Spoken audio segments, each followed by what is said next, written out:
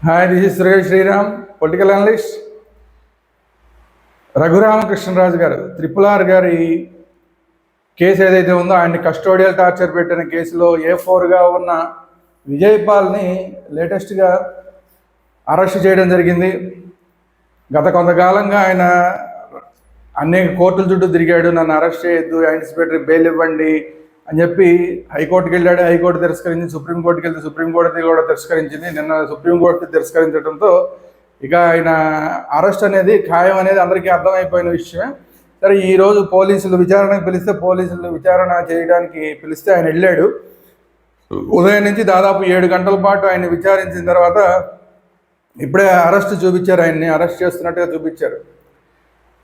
Custodial torture పెట్టిన వాళ్ళలో ప్రథమ ముద్దాయి అంటే A4గా ఉన్నాడు ఈయన. కానీ ఈయన ఆధ్వర్యంలోనే పోలీసులు వెళ్ళి హైదరాబాద్కి వెళ్ళి రఘురామకృష్ణరాజు గారిని ఆ రోజు ఆయన బర్త్డే రోజు ఆయన ఫంక్షన్ చేసుకుంటుంటే అక్కడి నుంచి ఆయన్ని తీసుకురావడం జరిగింది, హైదరాబాద్ నుంచి. సో ఆయన ఆధ్వర్యంలోనే ఈ మొత్తం వ్యవహారం అంతా జరిగిందన్న దాంతో ఇప్పుడు ఆయన్ని అరెస్ట్ చేయడం జరిగింది. అయితే ఈ కేసులో A1గా ప్రధాన ముద్దాయిగా గత ముఖ్యమంత్రి జగన్మోహన్ రెడ్డి గారు ఉన్నారు. A2గా అప్పటి ఇంటెలిజెన్స్ చీఫ్ సీతారామాంజనేయులు ఉన్నారు.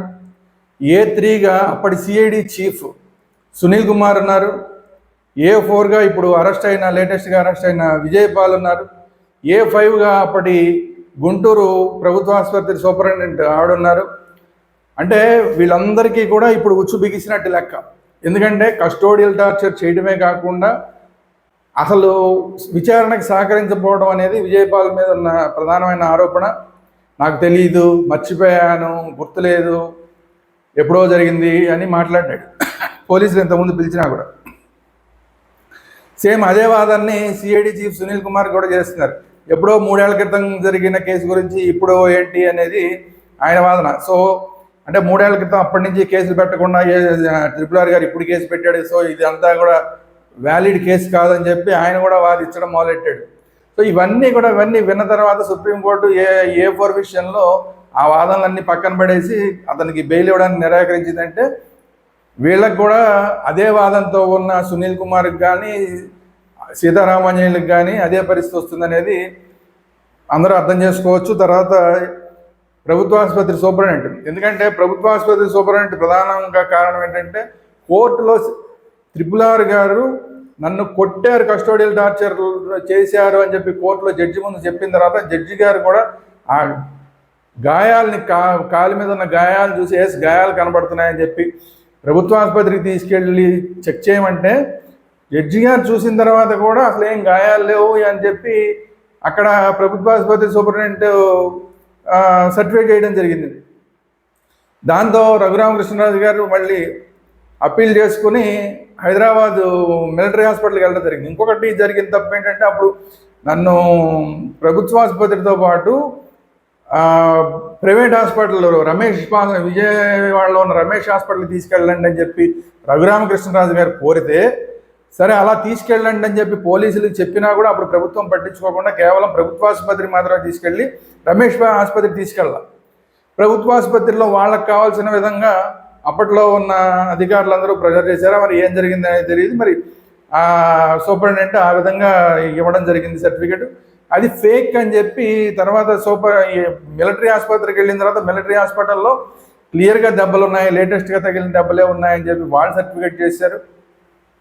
సో దీనివల్ల ఖచ్చితంగా ప్రభుత్వ ఆసుపత్రి సూపరింటెండెంట్ దగ్గర నుంచి CID chief Sunil Kumar, intelligence chief Seetharamanjaneyulu వీళ్ళందరినీ అరెస్ట్ చేస్తే ఫైనల్గా A1 ఆయన జగన్మోహన్ రెడ్డి గారి పరిస్థితి ఏంటి అనేది తెలుస్తుంది.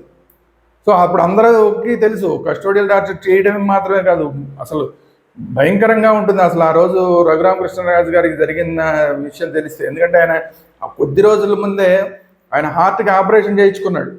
అలాంటి వ్యక్తి మీద గుండెల మీద ఎక్కి కూర్చుని పోలీసులు ఆయన టార్చర్ పెట్టారు. అంటే ఏదో రకంగా ఆయన గుండె ఆగిపోయి చచ్చిపోవాలనేది వాళ్ళ ఉద్దేశం. దానికి తోడు ఆల్రెడీ అప్పుడు గుంటూరు కలెక్టరు ఆల్రెడీ ప్రభుత్వ ఆసుపత్రికి ఫోన్ చేసి కార్డియాలజిస్ట్ 24 hours రెడీగా ఉండాలని చెప్పి ముందే ఒక లెటర్ పెట్టడం అనేది బయటపడింది. అంటే ఎవరికోసం ముందే ఎవరికో గుండెకి సంబంధించిన ప్రాబ్లం వస్తుందని అసలు ముందే గుంటూరు కలెక్టర్ గట్ట తెలిసింది? ఇవన్నీ కూడా ఈ కుట్రకోణం అంతా కూడా రాబోయే రోజుల్లో బయటకు వస్తుంది. దానికి ప్రారంభంగా ఎప్పటి నుంచో ఎదురు చూస్తున్నారు అందరూ రాష్ట్ర వ్యాప్తంగా. ఏంటి ఇంత దారుణంగా ఒక ఎంపీ మీద ఇంత దారుణంగా జరిగితే అసలు చర్యలేవి లేవా అని చెప్పి. గత ప్రభుత్వంలో అసలు ఆ కేసుని పట్టించుకున్న వాళ్ళు లేరు. ఈ ప్రభుత్వం వచ్చినా కూడా ఇప్పటికి 5 నెలలు అయిపోయిన తర్వాత ఇప్పటికీ ఒక ఫస్ట్ అరెస్ట్ అనేది జరిగింది. సో రఘురామకృష్ణరాజు గారు కూడా ఇంకా కాసేపు ఆగితే ఆయన కూడా రెస్పాండ్ అవ్వబోతున్నారు అని మనకి ఇన్ఫర్మేషన్ ఉంది. సరే, ఆయన రెస్పాండ్ అవుతారా లేదా, ఎందుకంటే ఇప్పుడు డిప్యూటీ స్పీకర్గా ఉన్నారు కాబట్టి రెస్పాండ్ అవుతారా లేదా చూడాలి. బట్ ఆయన రెస్పాండ్ అయినా అవ్వకపోయినా కూడా ఆయన అంతకుముందే ఆ వివరాలన్నీ అందరికీ చెప్పున్నారు కాబట్టి, అనేక టీవీ ఛానల్స్లో ఆయన చెప్పున్నారు కాబట్టి, ఈరోజు జరిగిన దాని మీద ఆయన జస్ట్ ఏం జరిగిందన్న రెస్పాన్స్ మాత్రం ఇస్తారనుకుంటా. మరి ఏం చేస్తారో చూడాలి. ఏదైనా కానీ మొత్తానికి దేశంలోనే ఒక ఎంపీనే కస్టోడియల్ టార్చర్ పెట్టిన కేసు, సెన్సేషన్ సృష్టించిన కేసు ఏదైతే ఉందో ఆ కేసులో మొట్టమొదటి అరెస్ట్ జరిగింది. అది అప్పటి పోలీసు ఆఫీసర్ విజయపాల్. సో రాబోయే రోజుల్లో ఈ కేసు ఇంకెన్ని మలుపులు తిరుగుతుంది అనేది ఎప్పటికప్పుడు మాట్లాడుతూ ఉందాం. ఇది ఈరోజు వీడియో. ఈ వీడియో కనుక మీకు నచ్చినట్లయితే లైక్ చేయండి, కామెంట్ చేయండి. At the same time video అందరికీ షేర్ చేయండి.